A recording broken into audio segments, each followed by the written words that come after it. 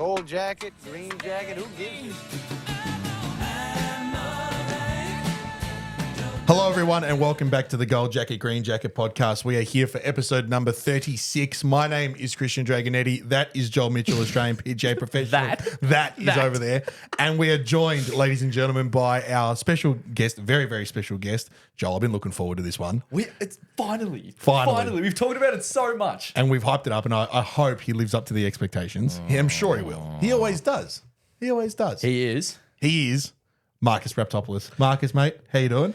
Very well, thank you. Thank you for having me on the podcast. Mate, it's an absolute pleasure to have you here. It's been a long time coming, as we said. Long time in the making. A lot of references over the last 35 episodes. Absolutely. He's an active listener too, I've heard. He Very active. always gives his input whenever we are either on the phone or at work or something like that. He goes, One of the faithful. He goes, why does Drag say this? Why does Drags look like that? Why does he say that? Why is Joel talking out of his ass? Yeah, exactly. He goes, Why does Joel claim to shoot 900? yeah, he goes, it's bullshit. Right? But I've seen the round. It never happened to Rosanna. But no, he always has his input, which is good. And so one of the more active listeners, which is good. So he has a good idea of what's going to unfold in the next however long. Absolutely. So, and like we said, we've been wanting to get you in for a little while now, mate. And for a number of reasons.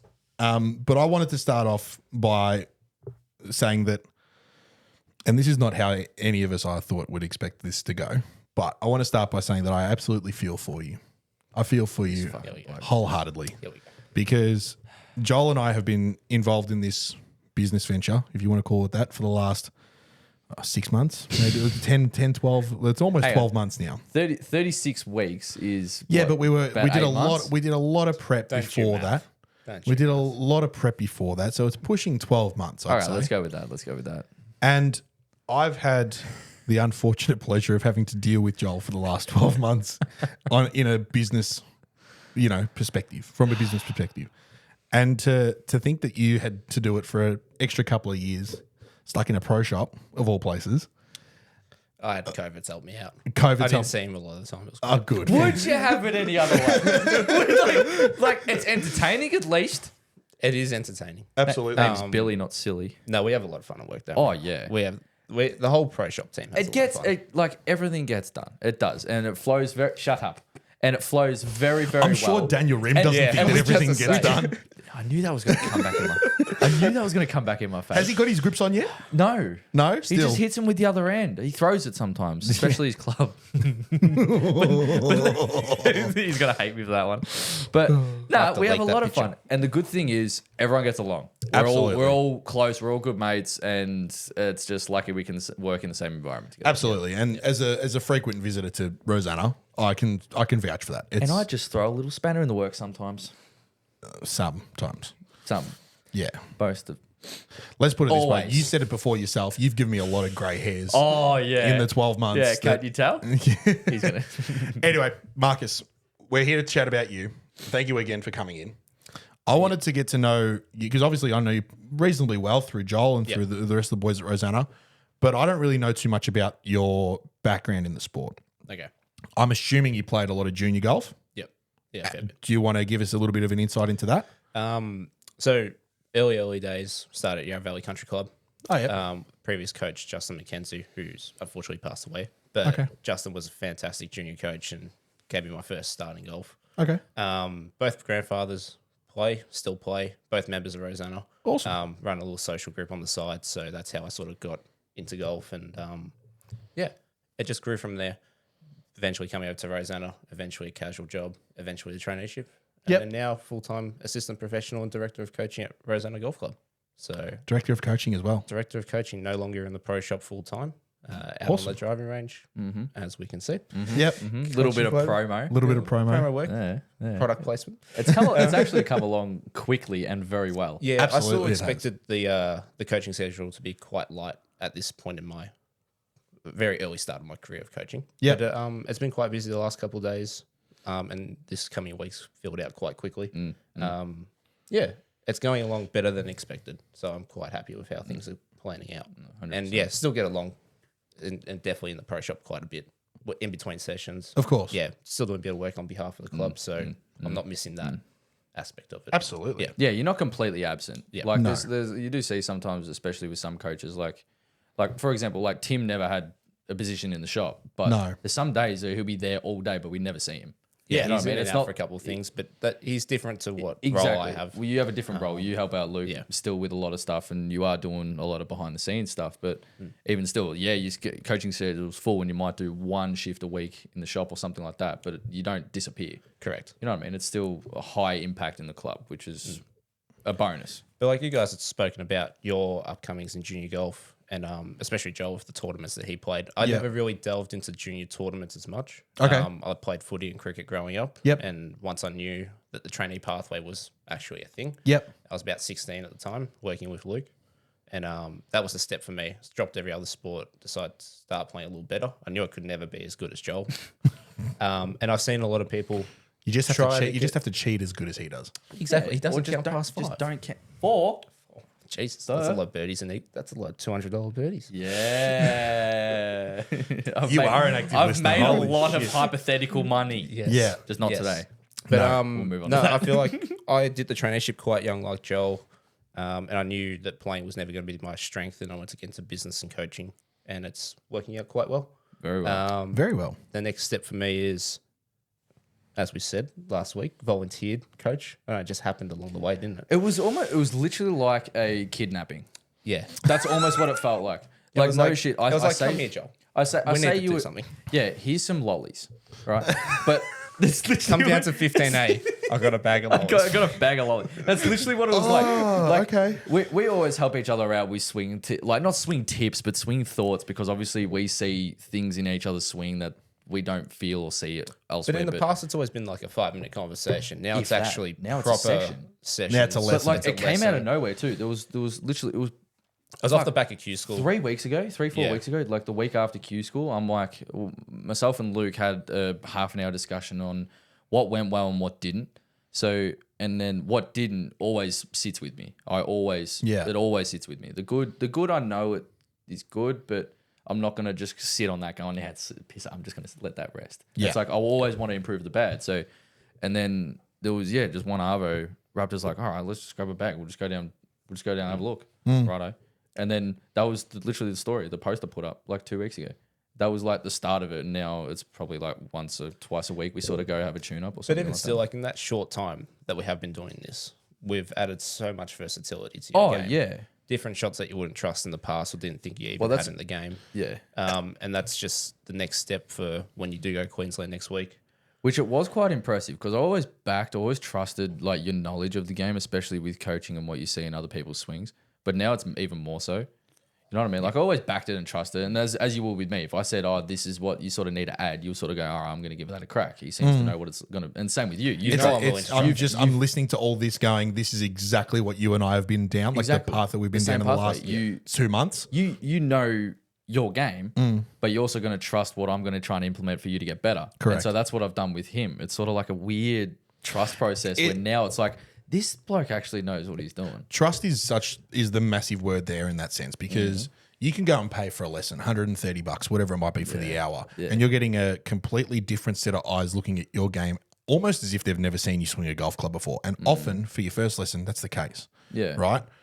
It happened to me with coaches that I've had in the past. Yeah, you see them regularly, once, twice, 3 times, 4 times a year, maybe even weekly, if that's the case. But they're still seeing however many 100 people in between, right? Yeah. And so by the time you get back around to again for another lesson, they don't remember what you do. Yeah. Whereas It's with that you guys, consistency. you know, Marcus now coaching you and you coaching me as well, it's like, you know, you know my game pretty well. Yeah. Marcus knows your game even better. Yeah, backwards. Yeah. So like, why wouldn't you go to someone who's Yeah, you going to sort of have a know what works. constant input and who's going to get constant feedback and be able to see what you're doing consistently? Well, I've already seen the results as well. Like, So yeah, have I. we're going through a weird like 2-month period where every course is sort of coming back to life. Everyone's scored greens; they're not the same. So obviously, those lower scores or the better scores that I'm looking for aren't really there for another few weeks now because the condition isn't quite there yet. And I'm not blaming it on that, but it definitely plays a part, especially with the round today when we get into recent rounds. Yeah, But- we will. Well, yeah, after this little Yeah. chin wag, but yeah, I've already seen the results, especially with that short game stuff. Some of that wedge control is unbelievable. And just even looking at the couple of videos that you've put on your Instagram in the last couple of weeks of like particularly the sessions you guys are having. Yeah. some of that stuff that I'm seeing you do, it's almost like your hands are floating. Yeah. Right? It's so different to how you've played a lot of your short game shots. I'm very hand dominant. You're very hand dominant, and you can get quite, not aggressive, but quite blunt in your movements at exactly times. what he said. Right? Exactly what he And said. seeing you start to float it and just get really sort of cruisy with it and just let the weight of the club head do the work is... Even I'm just looking at it going, oh, that's so crispy. Yeah, it's good, isn't That's it? fucking It works good. well. He knows what he's talking about. It's all on the back of what he's telling me, and Absolutely. he knows it's sort of going to blend with my swing. Because I pride myself. I have a pretty sort of rhythmic swing generally. Like when I'm swinging it good, it does have a fair bit of tempo to it. So using that to advantage, I think. I think a lot of this also comes about from, like, we don't give Luke enough credit. He spent a full week with you on the bag. Oh, man. And this has been the stepping stone from that. Oh, 100%. He's gone, Raptor, here's what I've seen for the week. I can't tell Joel what to do anymore. Yeah, right. I've given up. You Fair need enough. to take it over. So, Well, and that's kind of thing. Like, you know, the two of you having been in that pro shop for so long under his tutelage Yeah. together, like the three of you would know each other so well. And obviously Luke is so adamant at you getting out and playing tournaments every week, or was at the time. And obviously he supported you greatly throughout your traineeship to the position you're in now. I don't think you guys could speak, and myself, I don't think you could speak highly enough of the impact that he's had There's on literally, either of your careers. nothing we can say or do to... He's the godfather. Yeah. He's the godfather of Rosanna. He thinks he is. He's going to love that I've said it now. No shit. There's nothing we could say or do to thank him enough for the guidance and support, really. Absolutely. Because he's been there, done that on both spectrums. Of course. Like, he's done his coaching role, maybe not quite as intense as what you're going to go down now. Like, he had his coaching role, of course. But he's probably been a not. massive mentor for both of us. Oh, exactly. And regardless even of which stream it is. even that little bit of bit of inspiration when you talk to him about some of the tour stuff he did. It's like, fuck, I want to do that, like really bad. Yeah. And then what he goes through, he's told me the things I need to be thinking about and sacrificing and working on and preparing for, essentially. So yeah, credit to that, really. Absolutely. It sort of all happened together. Like, I moved into the coaching role, you finished Q school, and there was a lot of lessons to learn and how can we develop Joel's game to get better for the rest of the summer. Because we do want you playing as many tournaments as possible. Oh, yeah. And we're not talking about those training events. They are great. You can travel Queensland, New South, play in different conditions. Whether it's wind, weather, the course itself, the grain of the grass, whatever it might be. Exactly. But we want you playing that Australasian tour as soon as we can. Yeah, absolutely. And Q School's going to be a big step next year for you. Yeah, exactly. Well, that's it's all the preparation. Like the stuff we're doing now and the stuff we speak about now is in preparation for that. So by the time I get to Q School, I'm not going to be like, fuck, I hope I just get in. It's like, okay, how good can this be? Absolutely. You know what I mean? That's the preparation we're doing, essentially. That's it.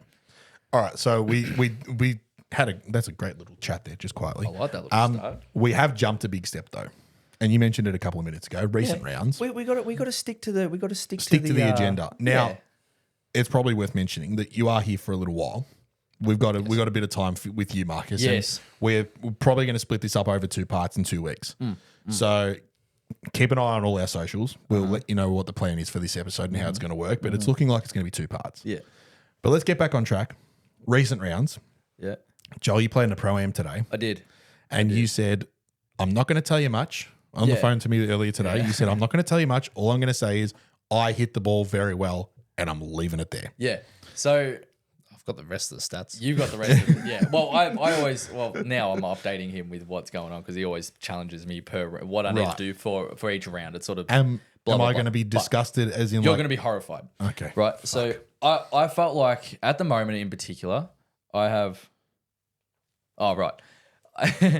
at the moment in particular, more than ever, I feel like I have a lot of control of the ball, especially because of some of the work we've done, some of the short game stuff we've done. And I feel like I can really get the ball to the hole a lot easier now. Yep. Right. Even more so than what I did. Right. Anyway, I played a Pro-Am today, which I always love. I like playing Pro-Ams. It's good fun. Right. And I've had a bit of success with Pro-Ams, especially last year. Right. He's just seen it. He's just seen the stats. Holy. So just recently, Raptors always give me a challenge now to improve approaching into the green of how I hit the ball into the green. Like, yeah, I'm always able to fire at a pin, but it's where can I come in from? Where can I miss? Blah, blah, blah. The challenge has been 18 out of 18 greens. 18 from 18. And yeah, and then worst case scenario, if I do miss a green, I'm missing it in the perfect spot to make a very simple up and down. Stuff like that. Anyway, so 18 from 18 has been the recent goal. Today, I had 16 greens in reg out of 18, which is a great ball striking day. It's disgusting. Great ball striking day, which I was very, very pleased with around a relatively tight course. Where'd you play, sorry? Devil Bend. Oh, yeah, cool. Devil Bend. I like that track. It's down just off the East Link. I do like that track. It's a bit narrow, very funky, and it's a good course. And last time I played it, it was the bee's knees. They had the lipstick on for it. Sweet. Unfortunately, it just wasn't the case today. Okay. Because recently punched greens about 2 weeks ago. The sand has disappeared. It's gotten a bit flat. Anyway, I had 5 3 putts. Okay. I had 1 from 2 up and down saves, and I had 39 putts. Jesus Christ. Yeah, that hurts. I used the putter 39 times today, and What'd you finish? I had 3 over. Okay. So I like I said, I felt like I had 12 birdie chances from around that 12 to 15 foot mark. Yeah. I feel like every single time I walked up on that green, I had like a 15 footer, and I hold 1, and I hit the green 16 times. That's fucked. And one of them was a par 5 under reg. So I hit the par 5 in 2, 3 putted it. Like I can't. I don't It's know one how. of those days you just got to move on from. You did everything absolutely. right. I feel You did like everything I right. actually said that to one of the members today. I said I feel like I've learnt more from today than I would shooting 64. Like, you know what I mean? Like it got to the point through 6 holes. These guys around me were holing sort of 6 footers, 7 footers, like comfortably sort of thing with average putting strokes. And like credit to them, they hit the ball reasonably well, but like I felt like I was hitting really good putts. Yeah. Like hitting everything really well with where I wanted, and it just wouldn't. wouldn't Some of them drop. wouldn't even go fucking near it, and like obviously they're bobbling everywhere, and like that's one excuse I'd like to have, but through 6, 7 holes, all I could do was blame myself. Yeah. Like you just haven't figured them out yet. And then I got through 12, 13 holes. I'm like, okay, it's not me. I'm like, I just got to suck this up and try and make a score somehow. But Yeah. I just couldn't figure them out. You take the positives. Well, I Teed hit off well. the ball awesome. I hit the Struck ball against really the grain well. well. And that's the case of the last 2 weeks. And yeah, I had 3 over hitting 16 greens. Like a lot of people are like, just put the putter away, grab a broom, and then just figure it out from there. Like, Yeah. But I felt like I did everything right, and it just didn't. Just didn't happen. I stumped a shot on the 9th green today to that. Didn't even touch the hole. It was never going in. Ever. Yeah, right. The par It three. went. Up there. It So that cheeky little par 3 back towards clubhouse. Nah, short par 4. Up four. Yeah, like Yeah, 290 or sorry. something. Yeah. And yeah, I had a birdie putt from that and was never going in the hole. I had no trust because of the inconsistency of how the ball was going to roll on the recently cored greens. But like I said, it was still an enjoyable day, and yeah, what do you do? What do you do? Marcus, when was the last time you had a bash? My most recent comp round was with Joel on Saturday. I did play in the afternoon, but that was more That was a social different. media. Yeah, that was a different hit. 37 points playing off 4, so 3 over. Nice. And Joel saw a putting clinic with a new champion's choice back in the bag. Nice. Did putt well. You got rid of the PLD? PLD's having a little break. Just having a rest.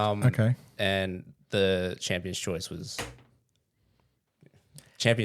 very Delicious. happy to be back. It was mint. And it's for anyone that doesn't know what a Champion's Choice is. It is a limited edition release putter that has button back, and it's like a American style putter. It has like the flags. these red, white, and blue sort of stripes on a button back. Has Trillium insert. It's a gorgeous looking putter, and it's just right up your alley too. Which is surprising because yeah. I've never been a fan Yeah, I remember of this insert putters, but the feel of that is just different to anything that I've ever rolled. You did roll it very nicely. 14 was the highlight. Short sighting myself in the bunker, knifing it through the green, holding a 50-footer from off the green with the putter. And the guy we're playing with is just he had a bet against What me. was He your wasn't- What was our bet with the guys that we played with? Shout out to Jace Herbert and Sam LeBunker. Just Jace- quietly, these boys. Jace played me for lunch. If he could beat me on 3 or more holes, I'd buy him lunch. Off the stick. Off the stick. Off the Just stick. off the Off stick. the Had to stick. beat him He's off a- 3 holes. He's an 18 marker. Right. He whinged the whole time that I was having the greatest day ever. He only beat me on 1 hole. And I made double, he made bogey. So and lipped that putt out as well. You on did 11. too, you did That was too. Sneaky. Yeah, But yeah. no, I had a great putting day. I flushed 3-iron off the first tee early in the morning, and that was like the That sort of highlight of the round. cemented it, actually. Yeah, Just that was just as soon as I hit that, especially playing with blades, early morning 3-iron, yeah. middle. That was one of the better rounds I've seen you play. You had those two sort of, or one hole that was sort of just wipe off the scorecard, and maybe one other soft bogey here, and like one or two soft bogeys. Yeah. Yeah, probably it. Other than that, the rest of it, I'm like, there's the Raptor we know and love. But Okay. yeah, I just went back to. I've been practicing a little more, but went back to like we were discussing with Joel. Hit more greens, missing better spots. Don't get so aggressive. I've got clubs now that I can shape the ball the way I want to. So put myself in better positions. I was confident with driver. I was hitting it pretty well on the You day. did hit it really well. And then just chipping was pretty good. Putting was good, and the score comes together. Absolutely. And like I look back at my last 20 rounds. I have one round below 30 points on my handicap. Everything's 30 to 37, 38 That's points. yeah. So it's been Super, consistent. that's super consistent. It's consistent. I don't get angry. I'm not playing to my handicap all the time. I'm a couple of shots over my handicap, but I'm quite consistent with how I play. Yeah, good. And it's just steady. Yeah. Steady I golf. don't expect to shoot under par like Joel. No, None of us do. no, unfortunately not. Yeah, no, I had a great day Saturday. Joel had a lot of fun with us. Yeah. And Beautiful. the two boys we played with, it was great. Yeah, that was good fun. It was a good day. It was No, a very good good morning, for and it was such good weather, calm. Oh, the weather Course this was weekend was so good. It's awesome. It's The good greens to see. are It's good better to see. now. Yeah, are they? Yep, they're really They're coming along nicely. They're like still they're only a month after coring, a month and a bit after coring, so there's still the tiny defects. But other than that, like what can you expect though? John made a good point the other week about how you can't blame the putt. No, If you've missed the putt, it's something you've done. Maybe when the greens aren't at their best and there's still a bit of sand or they're bumpy, whatever it might be. what do you But do? you influence the shot. So you got to go back to that. Yeah, correct. I just had a day where I felt the speed was really good, picked my lines and everything sort of went in. Yeah, But there's days where it's just not. And most people will crack the sads about that. Yeah. You got to learn from your mistakes and keep going. Yeah, correct. absolutely. Yeah. Yeah, which is that's what I've learned a lot in the past. Oh, that almost came out. That's all right. Do you want to just check that's in? No, we're good. No, we're good. Yeah. You got to move on as well. That's what I've learned a lot. Like I used to, the tiniest defect on the fairway or on the green, or I hit a poor bunker shot because there's this much tiny bit of sand Yeah, that's not all in the bunker or something like that. I'd be very quick to blame that because I couldn't swallow the fact that I've fucked up. You know what I mean? Now it's like the complete opposite. Like apart from today, like I said, I'm not pissing and moaning about the fact that the greens weren't running at 13 and like pool tables. I'm not saying that. It's just I feel like it was a factor because I felt like I was hitting good putts. But the worst part was the guys around me were somehow managed to hold some putts. So I kind of do go back to like, what was I doing wrong? Like I'm really starting to think about that. But yeah, He's having a lesson tomorrow.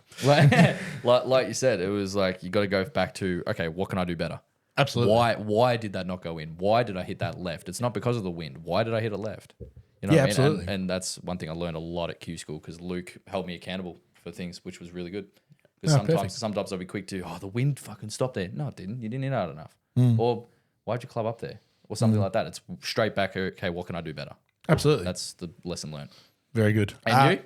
So yes, I had 2 rounds on the weekend. Oh, I played in our annual foursomes event with my mate Mitch Cooper, who we had to play with a player of a similar sort of handicap to play in the grade.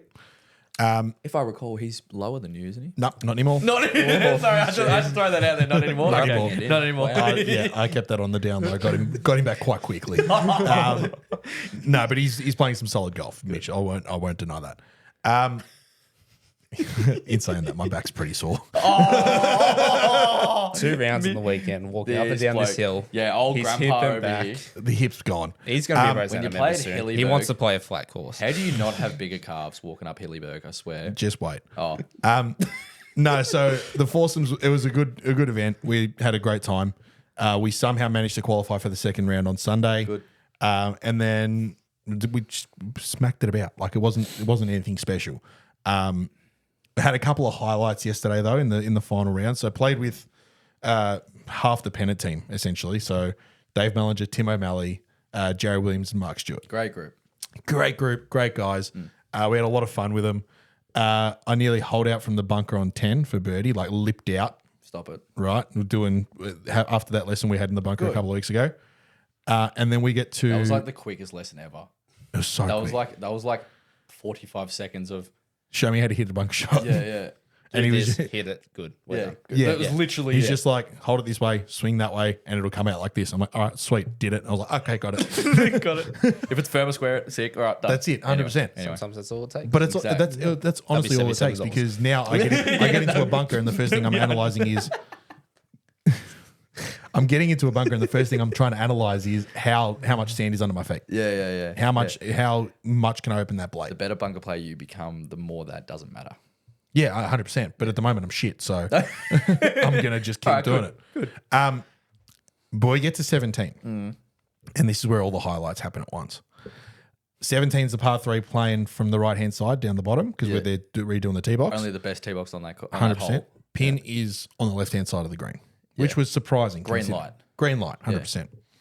It's Mitch's hole, so Tim O'Malley tees off first, pulls. Mark Stewart hits his first ball, and it goes off the back slope, hits the nearest to pin sign, and kind of took all the speed out of it, which did him a massive favour, because otherwise it was in the bunker at the front. Mitch steps up, hits his little fade with, I think it was 9-iron at the time, and it's tracking, right? And Jared Williams had walked up the left-hand side of the hole just to sort of get to the green first and just sort of go for a walk. And he started sitting on one of the wheels of his trolley and just watched everything. And no joke, this ball pitches, rolls, lips out, right? And then finishes half a foot away. Did it hit the hole, did it? It lipped out. Stop it. He lipped out for an ace, right? And Jared's gone nuts. He's like, I can't believe it's missed. This is bullshit. That should have gone in. What the fuck? Did you make the putt? Yeah, I made the putt. Oh, thank God. I made the putt. 100% I made the putt. Good three. And then Dave Mullinger steps up, Dave-O. and I'm standing next to him, right? He's hit it. And as soon as he's hit it, I've gone slam dunk. Really? Like, it was all over it. Like someone's just hovered over the flag and just dropped it, right? It was that online and I'm just screaming, slam dunk, come on, give it to me, right? He hits the pin halfway up and gets absolutely abused by the bounce off the flagstick, right? Ends up nearly off the green left. Yeah. And we're just screaming at each other like, how the fuck have we just hit those two shots back to back? What the fuck's happened? I'm probably not giving it enough credit. It was the most... Be there moment. Yeah, it was the most insane, 4.5 minutes of golf that I think I've been a part of for 3 years. Those are one of those weird ones where it's like, where those sort of events snowball. Like if someone chips in, then someone will hit the flag, and then someone will drive a par 4, or, then someone holds a 60-footer. Like it sort of snowballs, and then you go through 3 months where you don't see anything. No, 100%. Where nothing happens. No one chips in. No one holds anything. Like, you know what I mean? Absolutely. It's a weird thing where it's sort of momentum. Momentum's huge in those instances. No, you're 100% right. But just me personally, I'm pretty happy with where the game's at the moment. I'm still waiting for the new sticks to come in. Any time now, I'm kind of happy with. Did you follow up Toby with an ETA? Not yet. I'm giving him a little bit of time. It's been 5 days. It's been 5 business days. I think I'll give him some leeway. He calls me in the car. No, don't. There's no need. I'm itchy. I'll just say that. I'm itchy. I want my new sticks. You need to get that I'm checked. impatient, right? Get that checked. But no, like I said the other week, both ends of the bag, top and bottom, are really consistent. Same, like you said just a minute ago about getting the speed right, and you just had a great day. I was like that both days this weekend. Just standing on the putting green at the top was just like, all right, I've got the speed dialed. I'm confident with anything you give me. So, and especially on the Saturday, unfortunately, Mitch didn't quite have it as dialed in as I did. So he was leaving me a lot of 5-footers coming back the other way. And I felt like I made them all. Yeah. It just was one of those days. I wish so. Gets you into Sunday. Yeah, that's him. Absolutely. Speaking of irons, do you want to branch on your butter knives, or They are delicious. They are delicious. Yeah, what is that? 620 MBs? Ew.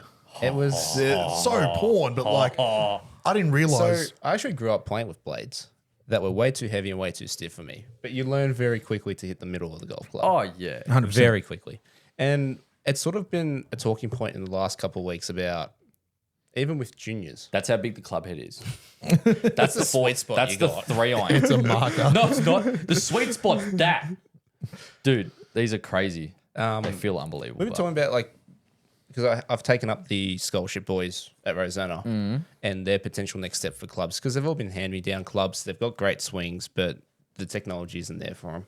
It's not suited to them, whether it's lie angle, length, junior whatever stuff? it is, all the junior stuff. But like, do you fit them into something like a T350 or a G430 where every off-center strike it's okay?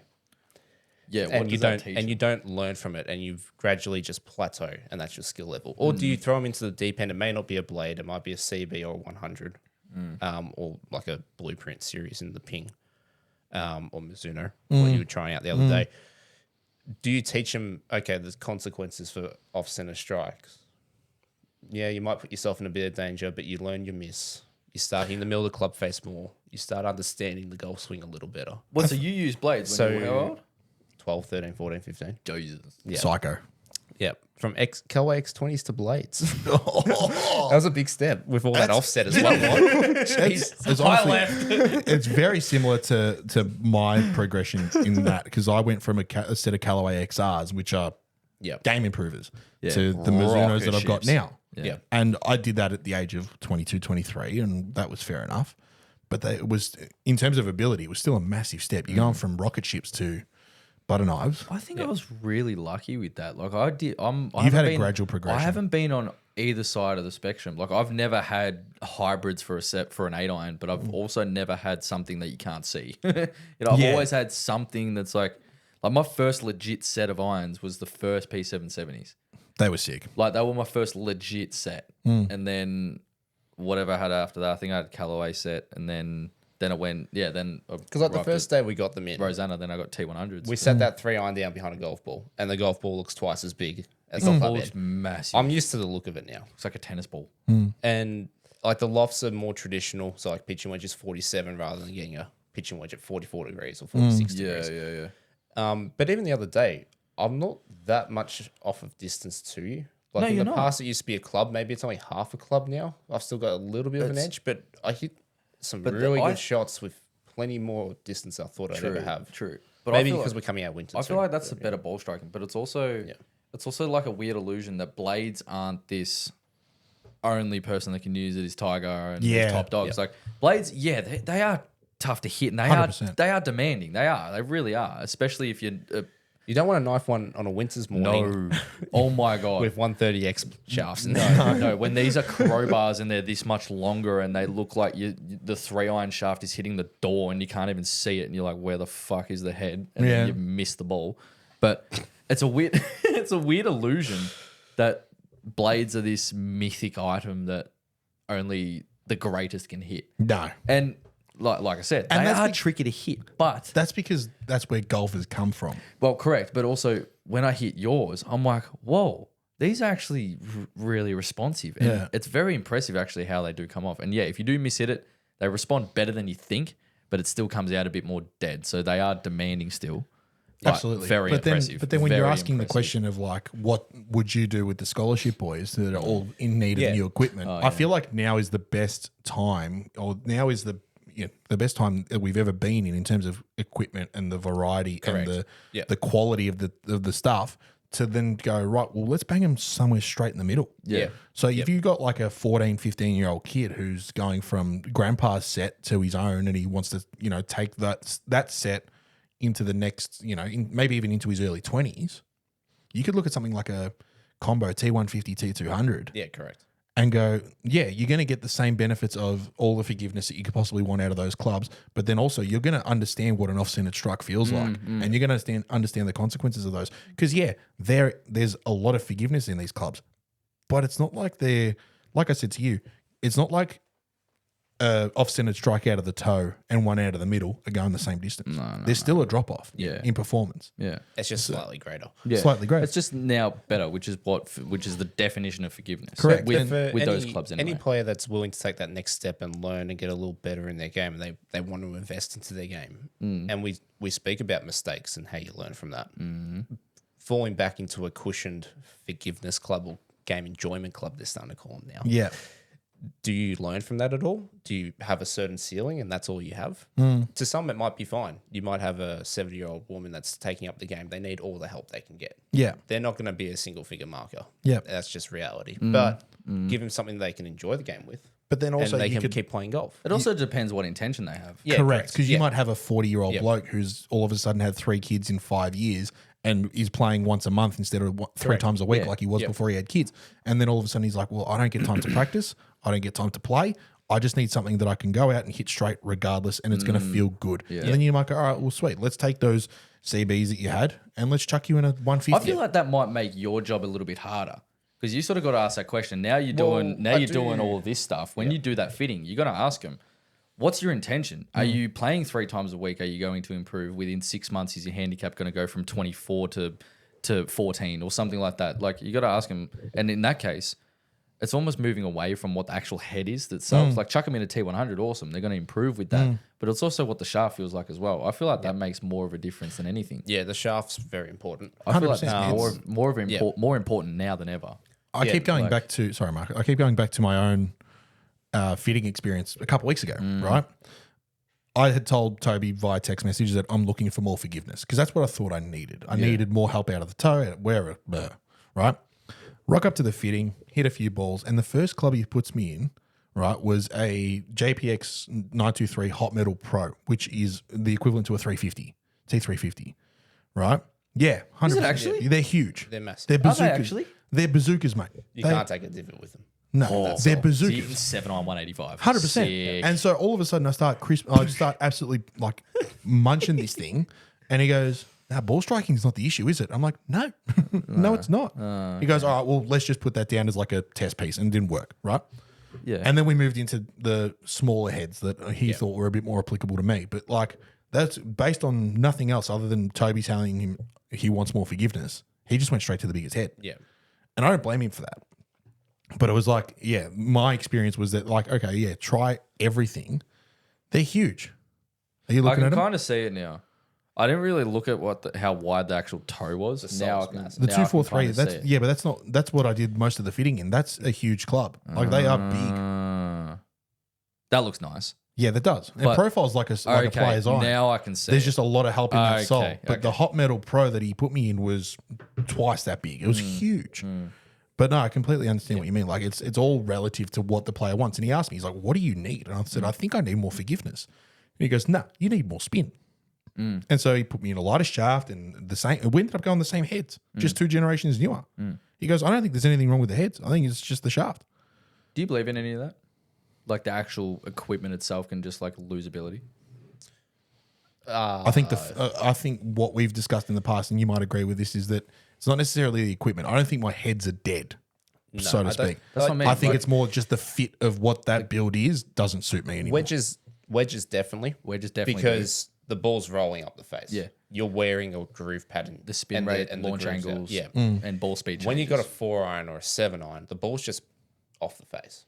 So you're creating comes one off quick. spot. It's not really losing, but was it 5 years? You've had those circles. 6 yeah, years. close to How much has your game changed since then? so much. I imagine your swing's a little quicker, but your Yep. attack angle might be a little different. The way you present to the ball's a little different. So all that blends into, okay, the technology might be very similar to 2 generations ago, but that shaft can make such a massive difference. Absolutely. And only 5 grams that you've seen in your change of Oh shafts. yeah, It can That make was a big massive. impact in your game without just changing the heads.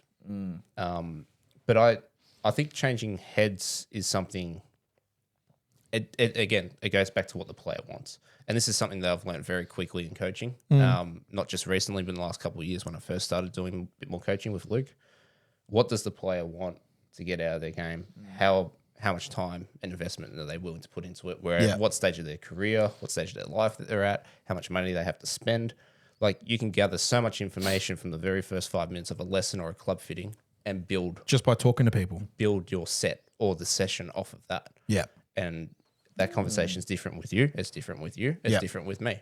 It's different with Remy. It's different with Luke. It's completely different with everyone that comes to you. Absolutely. And that's where I think some coaches could potentially get caught out in a frame where they're like, this is how it should be. It's like, well, everyone's unique. Everyone's different. You got to adapt as a coach and help them find their best game. Absolutely. Yeah. Does that mean there's like no such thing as like specific coaching techniques, or do you reckon it's just each of their own? See, like things which you briefly touched on it before, like YouTube coaching. I think 90% of things on YouTube is probably correct.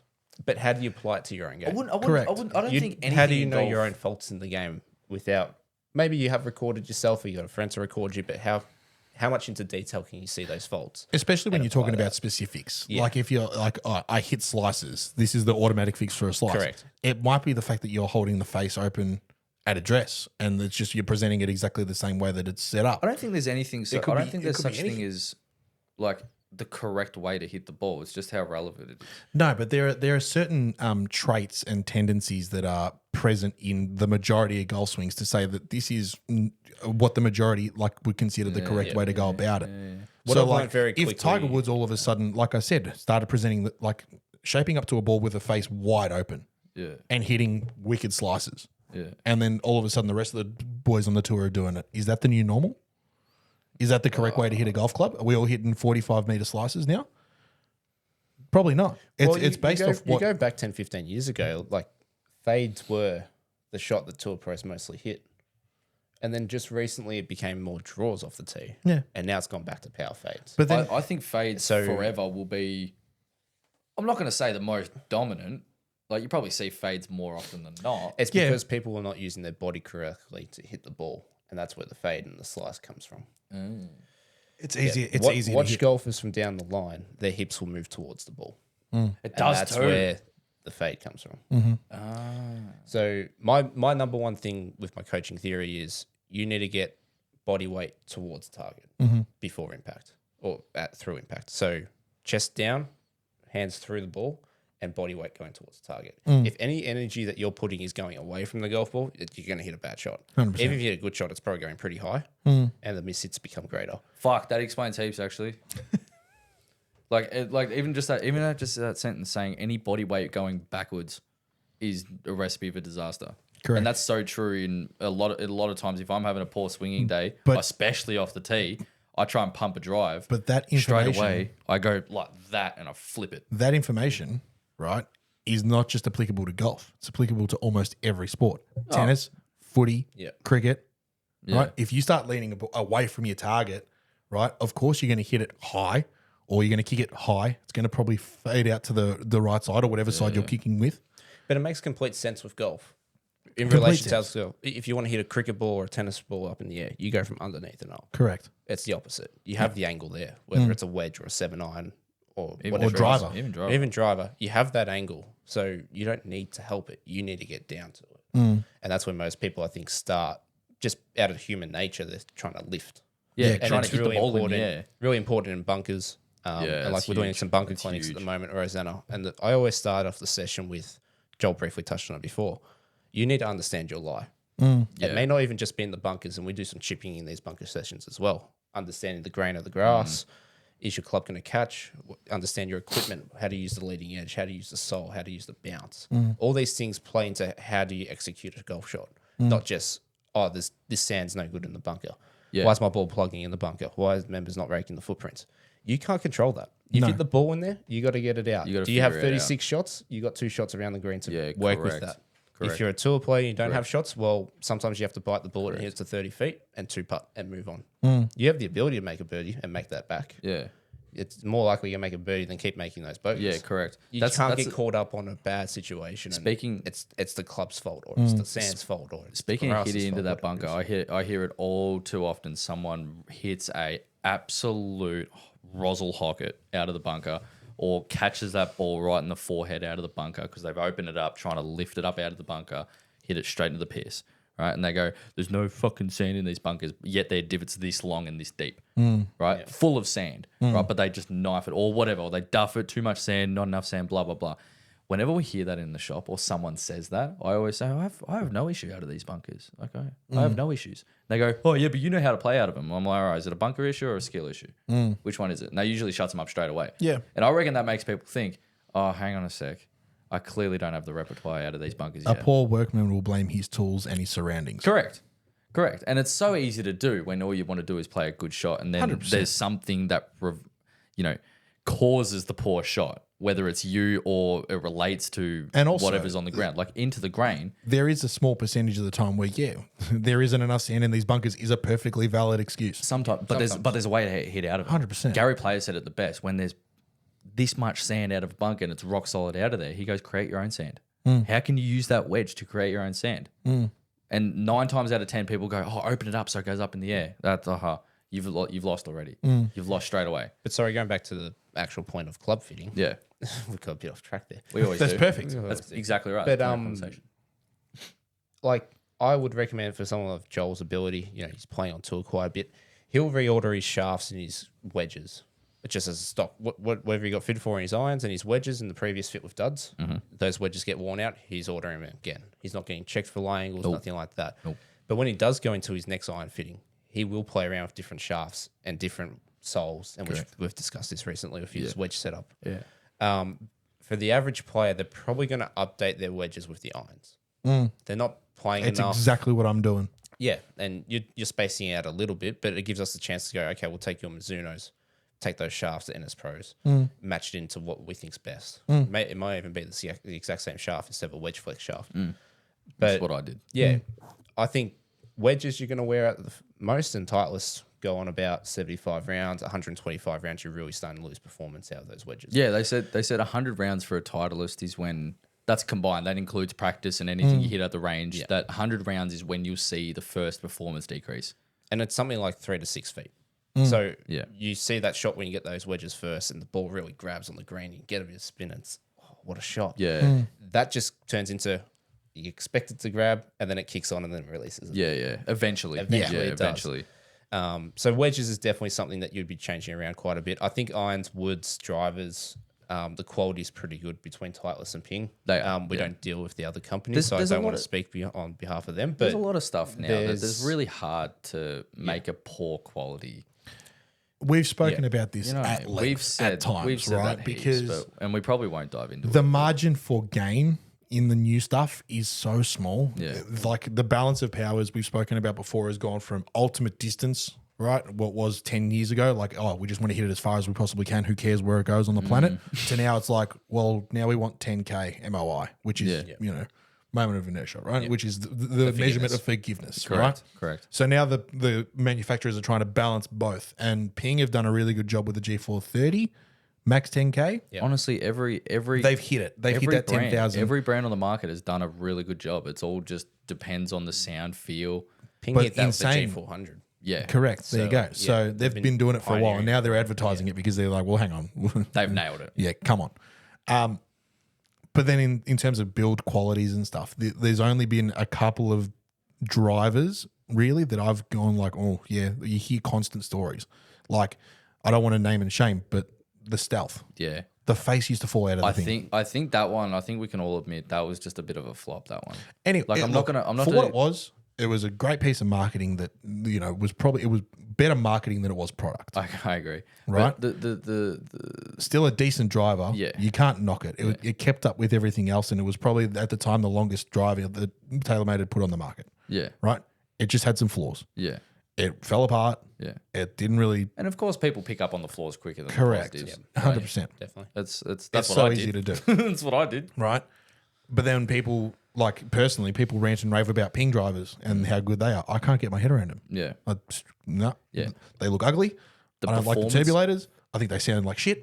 And whatever. The But that's just performance me. of them, would be the one thing that brought me to Ping. However, and the sound of them, I don't mind. Yeah. I don't mind, but I would have trouble looking down at it. That's the only thing I'd have trouble with. Other than that, I've been looking down a black reflective head just a for reflective, so long. reflective And it was plain. perfect when the GT came out. It was the exact same. Mm. Like, and Titleist and Ping, really. They Yeah. don't change their traditions. Nah. Titleist are massive on their education side of things. Titleist University is an awesome platform that all coaches and even better players should be using to understand equipment better and club fitting better. Yeah. But Titleist's whole mantra is we want to build the best. Yeah. Yeah. Yeah. We want the best for our Yeah. players. If they like the look of something, they're getting that look. And you know, we're not changing it for the marketing side of things. you know what I really like about Titleist is they don't have to over market it and try and prove to themselves. Oh no, guys, we're the best. It just speaks for itself. Absolutely. It honestly speaks for itself. Yeah, Pro V does. When 80% of the tour players are using it, think and a lot of change. I them, think of change. them aren't even getting paid to use that. Yeah, You know what really took me by surprise when I heard the stat was that the T100 was the most used iron on tour. I was like, I expect these sort of stats out of the Pro V1 and whatever else, and then when I heard that the percentage of players using TSR and GTs had skyrocketed, that really took me by surprise because for the longest time it was Callaways, TaylorMades, Pings, and then even Cobra had a bit of a boom, and a lot of players were using Cobra, like especially the free agents who don't really have a club deal, right? But then Titleist has come out of nowhere, and the TS drivers were okay. TSIs were even a little bit better. TSR and GT, I think they've smashed. Yeah. Right. And it just goes to show that, like the balance of powers is changing. I feel like the jump from the TSI. So the TSI I really liked, and then the TSR came out. We're like, whoa, Yeah. like this is amazing. And then we even said it. Like even Luke said it a lot. He goes, they're bringing out a new driver. How do you do better? do you beat that? And then the GT came out. We're like, what the fuck? How have they done it Like again? how the fuck? How do you fuck do I toe shank it and it goes straight still? Like it's crazy. I don't know how. And that was the thing when you got your GTs, we went out and played Heritage the day after my engagement party, and mate, I hit a couple of yours on the range. you're I'm like, like, I actually toe shanked that, and it's gone 240 on a rope. Yeah. It's just gone absolutely. It's just crazy. It's just crazy. I think we can sort of wrap up part one. We're going to get back in here and do part two. But I think so. You mentioned a minute ago, before we recorded, that you've got a couple of questions from the second cut. Correct. So if we've got 4 questions between us, I reckon we can do 2 now and 2 in the next episode. Or do we just do an app of second questions? No, we got just more the part to talk 2. about. We got more to Do talk we about. more- we I more- reckon, alright, we got more to talk alright, about. alright, So you said you've got one each. Yep. Which like So us now? I reckon why don't you? I've got one that is pretty on the topic of what we've Mine's exactly on the topic of what we've been talking about. Mine's So let's- nowhere fucking near it. Right, If so we'll anyone's save- surprised. So we'll save yours for the next episode. I reckon I'll ask you first, and then you can decide out of the 2 who you'd rather ask. So my question for you, Marcus, is what/who can be the most difficult type of golfer to teach? Oh, that's a fucking mint question. Me. So, but the examples are: is it the junior clinics. No. is it the junior clinic? Is it the kids that got no idea what they're doing? They just want to go and build sandcastles in the bunker. Well, that's the thing. Like junior clinics is hard because it's hard to get their attention and keep a safe environment. I keep my junior clinics down to like 6 at most. That's it. The opposite end of the spectrum is job. But the hardest one that I've come across is like the perfectionist. Yeah, I thought this might be the case. Correct. You're not perfect. Hey, I'm smiling because I know where you. Okay. No, and it's not a knock because they could be a perfectionist playing off 36. They could be a perfectionist playing off scratch. Like it's the way they perceive the game. It's trying to take them away from that reality and give them standards to improve on. Okay. Which sometimes you get through to them, sometimes you don't. Sometimes they just keep coming back because they like what you're talking about. But, yeah. I think they're the hardest to break through and get into their mind. Whereas someone that's like, oh, I've got no idea, just teach me something. Like, Teach that's me easy. something. I'll listen to anything. I'll listen to anything. That's easy. And when you said spectrum, why'd you look at me? Anyway. And then sometimes you have guys that just, they teach themselves in the lesson. Like, you're paying me, but if you want to teach yourself, I'm cool with that. I fall into that category a little bit because, especially with my old coach, Chris, he would be like, I want you to feel like this. And then I'd exaggerate it because I kind of need to exaggerate it. It's like that feel versus real thing. Yep. And I'd go way past what he'd said. And he's like, no, that's not what I told you. I'm like, shut up. It's what I need to, it's what I need to do in order the to. guy. Yeah, right. But You're like, the bloke we talk and I about. explained it to him. I explained it to him is that like I know what you're trying to tell me, and it will look like that in the swing. It's just like I need to feel. I need to feel it times 10 Yeah. for me to actually understand what the changes is or changes are. Good question. I like that. That was a good question. Have you got a question for either of us, Marcus? I'll go with you because mine's related to the club fitting aspect of what we've been talking about. So for drags, for a player of your ability, say like a 5 handicapper through to 2025, would you rather play off blades for the rest of your life or a T350 of a graphite shaft? Oh. Game enjoyment irons. Game enjoyment irons. I would rather play. You're playing a long time, remember? Raptors- You're going to be old one day Raptors blades. with X130 MBs. So you're gonna hand me a set, and I'm gonna carry that through to the grave. Yeah. I'm playing blades, and I hope I die early. He gets the 50 Joel, pull it. That's it. I'm retiring. He's going to get to 30. Yeah. Oh, no. No, you know what? I'm gonna go blades. Oh, no. Thanks, He's back in the hips. They're done. Thanks for that, by the way. Oh my God. Got that dickhead. He just called you old. Shock. It starts with a 2. No, to answer your question, I am gonna go the blades. Yeah, yeah. And I want to be the 85-year-old bloke who still plays blades. I like you know it. what I mean? Speaking of 85-year-old, I played with a guy named Patrick Giles. Okay. I played in the Pro-Am with him. Sounds old. And he's 84 playing off Stand corrected. playing off 9. Yeah. Wow, And best he's his age. 84 playing off 9. Wow. And we got to the 8th hole, and I reckon he pulls his driver out of his bag and goes to tee up. I said, Pat, just don't even bother hitting. There's no point because you've hit the same fucking golf shot off every tee. Yeah. Go place your ball. in the Just fairway. go place your ball where you want to and just hit it from there because it's going to end up there anyway. Yeah. It was crazy. Stripe show. It was crazy. It was the same shot. It was tempo, and he spent a lot of time with a lot of. He was state team back in the day, and he did a lot of Asian stuff back in the 60s and 70s and stuff like that. But it was fucking eye opening, man. It was There you pretty go. impressive. There you go. Well, mate, we've said it before. This sport is a sport for everyone of all could be you. ages, That could be you. sizes, demographics, doesn't matter. Abilities, doesn't matter. It's the best sport on the planet. Yeah. And for those reasons, you can play it till you're 85 and playing off 9, or you can play it till you're, 90 playing off 45. Yeah. It doesn't matter. Yeah, correct. Play until you're 35, blow your hip out because you're using blades the whole time. That's Never it. know. Absolutely. Never know. Become a professional PGA Tour 2K29. Pretty close. All right. I think that's a good spot to leave That's a it for wrap. part 1. Ladies and gents, thanks for listening and for watching. Be sure to subscribe on the YouTube, follow us on Spotify. Be sure to check out Marcus's socials. We will leave those in the description as well. Book yourself in for a lesson. The bloke knows what he's talking about. Call the Rosanna Pro Shop for bookings. Absolutely. And be sure to check us out on YouTube, Instagram and TikTok as well. Joel, thank you very much. Marcus, thank you. Part 2 next week. We'll see you then. Cheers. Ciao, ciao.